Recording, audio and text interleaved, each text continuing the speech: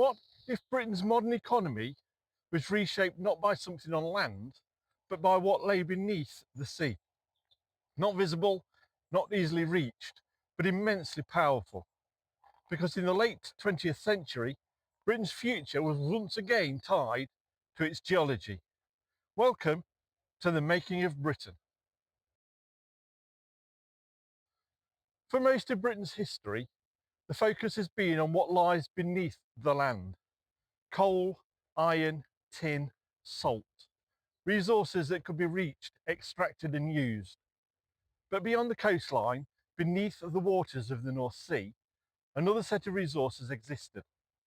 Oil and natural gas, formed over millions of years from organic material buried and transformed under pressure, lay deep beneath the seabed.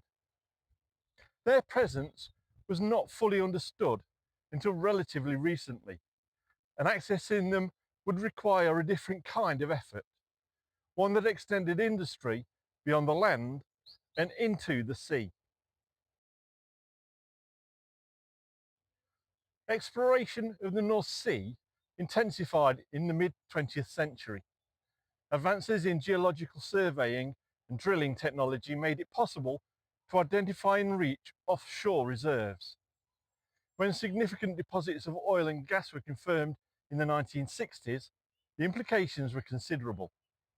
Britain had once again access to a major energy resource, but this time it was not located in easily accessible coalfields.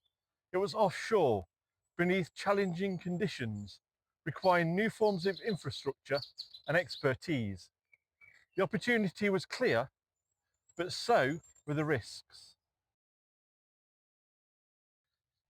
Extracting oil and gas from the North Sea required the creation of an entirely new industrial system.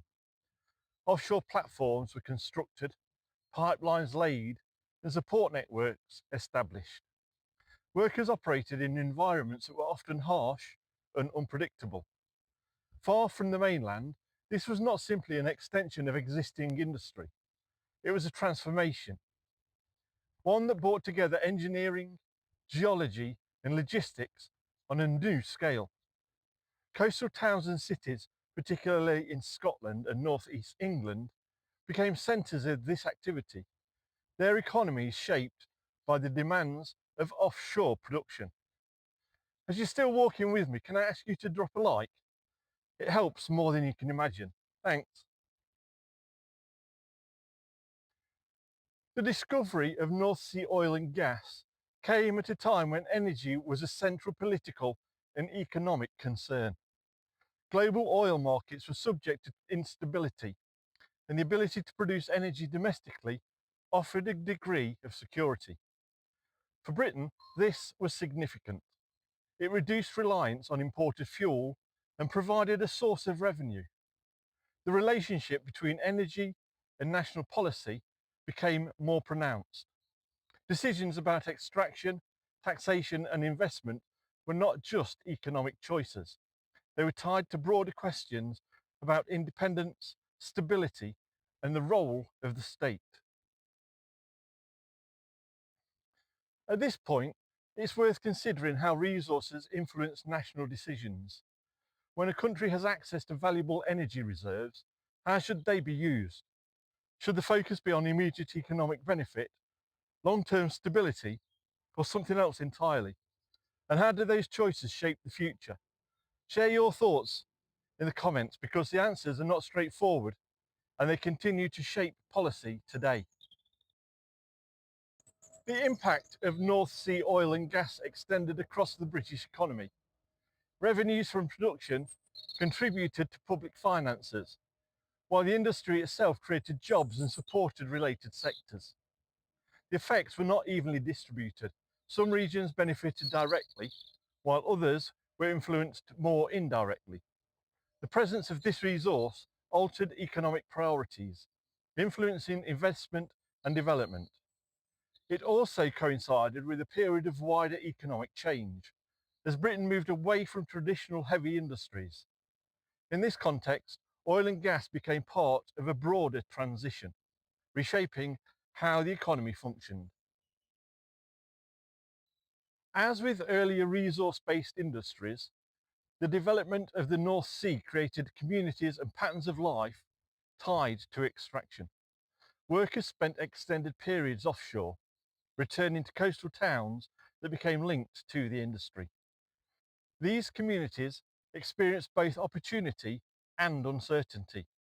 The industry provided employment and growth, but it was also subject to fluctuations in global markets and the finite nature of the resource. The relationship between people and resource was once again evident, shaping lives in ways that were both immediate and long-term. By the way, if you subscribe, there's a whole back catalogue of videos similar to this one for you to enjoy. From a modern perspective, particularly in the context of environmental concerns, the expansion of oil and gas extraction may raise questions. But at the time, it made sense. Energy demand was high, alternatives were limited, and the economic benefits were clear. The technology existed to access the resource, and the incentives to do so were strong. Decisions were made within that context, responding to the conditions and priorities of the period. Understanding this helps explain why the North Sea became so central to Britain's late 20th century development. Unlike some early resources, the limits of oil and gas are more immediately apparent. Reserves can be depleted, production declines, and the long-term sustainability of the industry is uncertain. This introduces a different kind of challenge. Planning for a future beyond the resource becomes necessary, even as it continues to be used. The transition away from fossil fuels, driven by environmental concerns and technological change, adds another layer of complexity. The resource that once represented opportunity also becomes part of a broader debate about sustainability and responsibility. The legacy of the North Sea is still unfolding. It had shaped Britain's economy, influenced policy, and contributed to debates about energy and the environment. Infrastructure built for oil and gas continues to be used, sometimes adapted for new purposes, such as renewable energy. The skills and knowledge developed through the industry remain part of the national capacity. Once again, a resource formed over millions of years has had a lasting impact on a relatively short period of human history. If Britain's modern economy was reshaped by resources beneath the sea, what does that suggest about the relationship between geology and the present, not just the past? Are we still responding to conditions set millions of years ago, even as we try to plan for the future? And what happens when those conditions begin to change? YouTube has chosen this video especially for you because you've watched this. Watch it next, I'm sure you'll enjoy it. If you ding the bell, you'll be notified when episodes are published, so you don't miss any. Thanks for walking a little further down the road that built Britain with me. I'll see you in the next one. Bye.